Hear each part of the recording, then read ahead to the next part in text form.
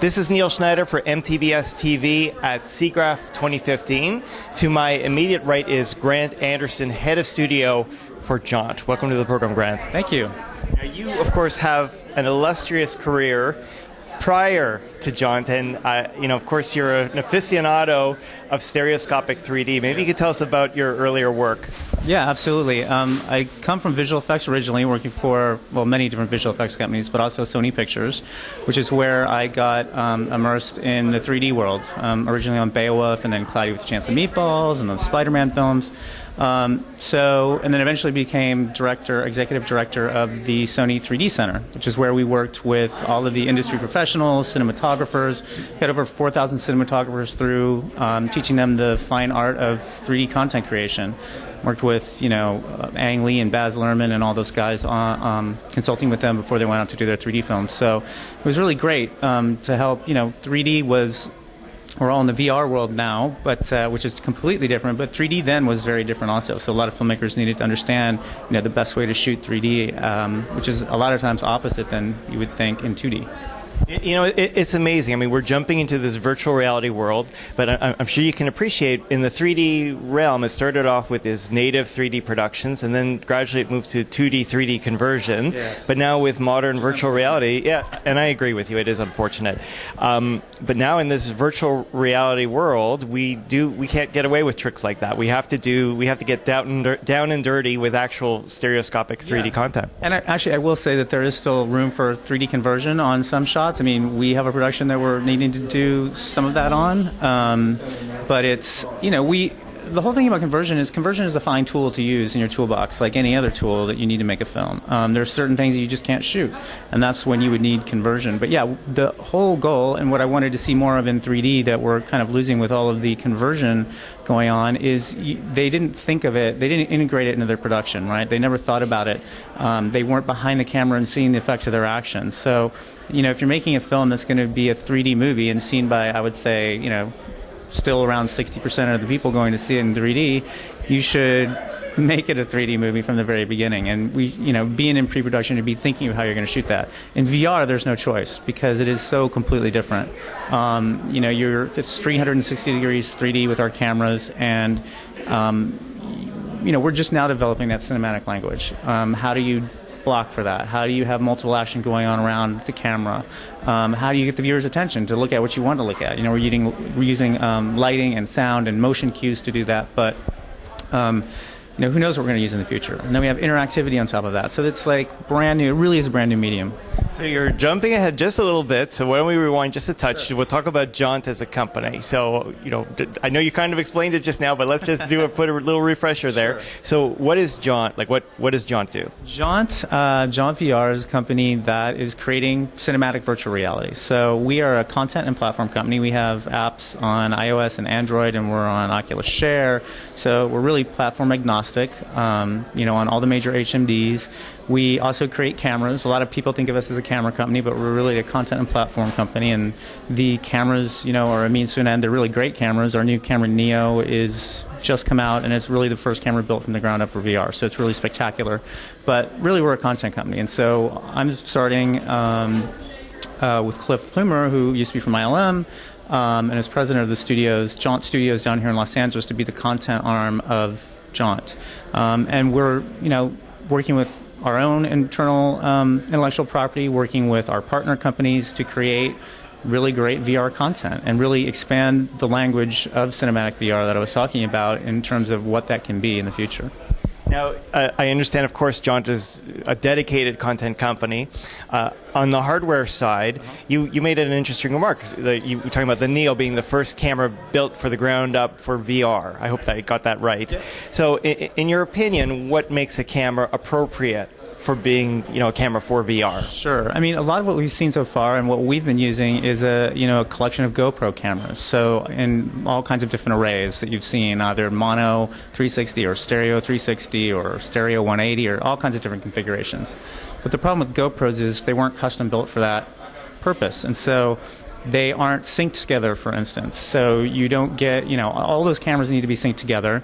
There's not a global shutter, so you can get motion artifacts.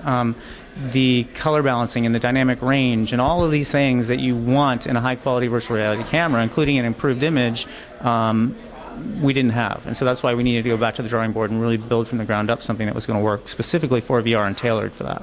Now, one of the challenges that I experienced in the 3D world, I'm at the consumer end, to do interviews and stuff like that, is the interpupillary distance between the cameras were often very limited. I mean, it started like so, and then as the cameras came out, they went out like this, like this, like this. Right.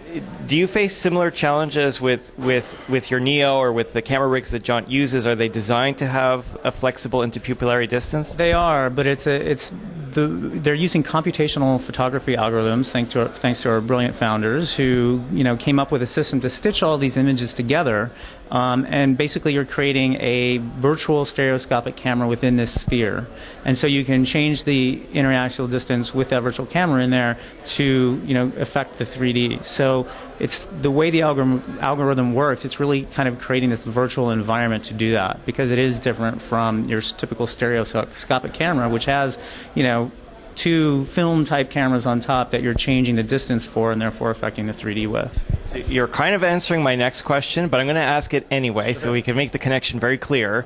Is a 360 rig, it's like, think of it as a sphere, like you're like literally a sphere. Are you normally with a physical camera, you have a left and right camera.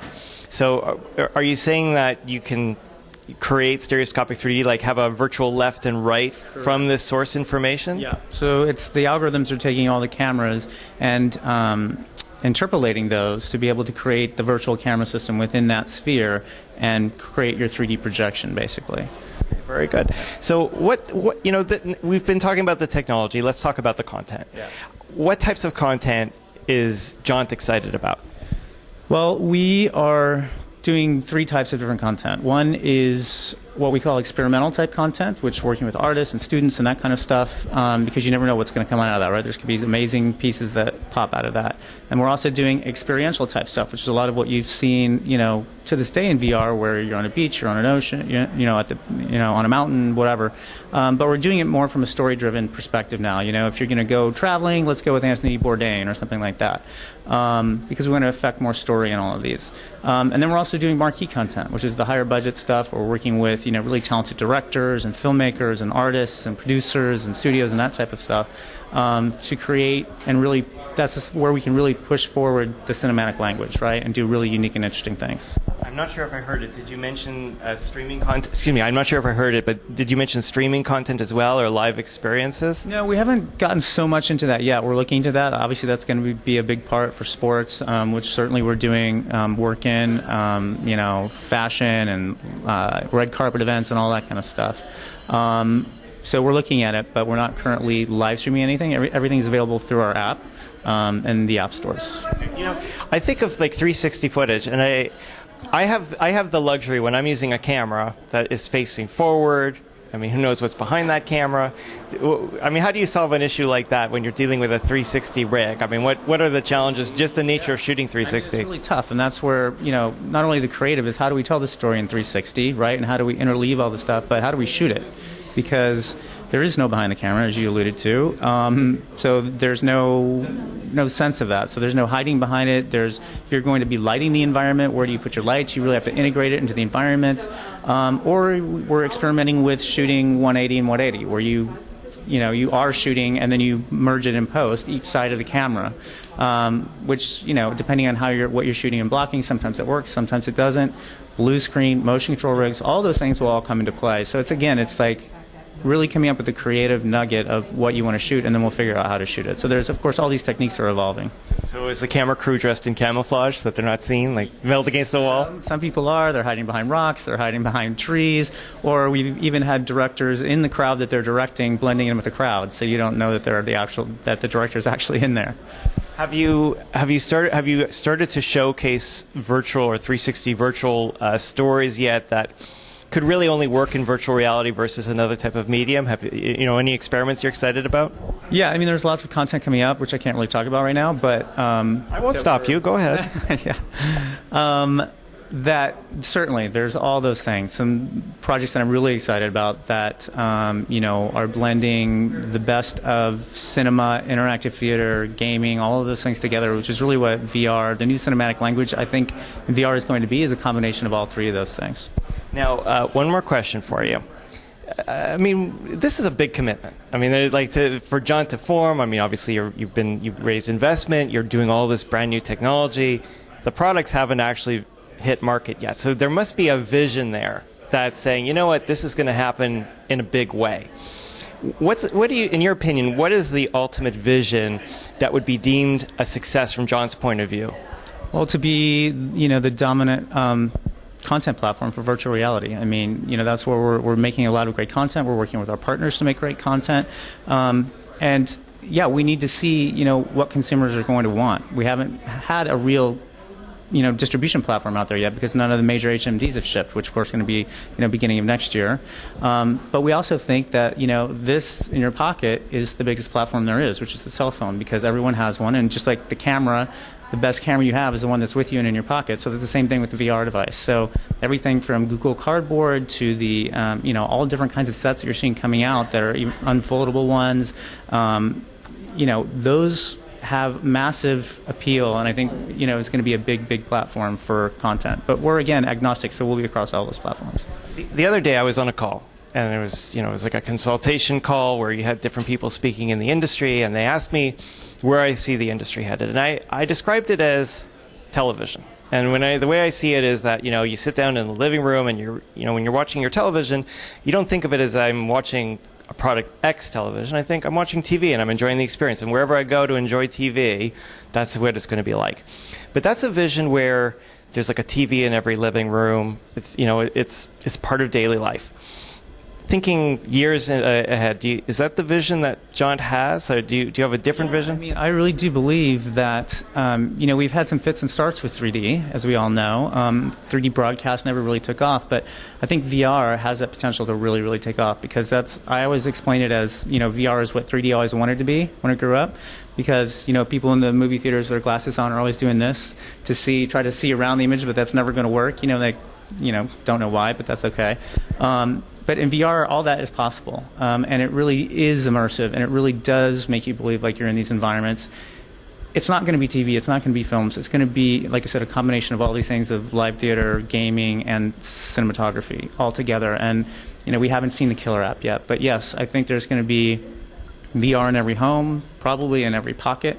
Cell phone manufacturers will start tailoring all of their electronics to really support VR in a streamlined way.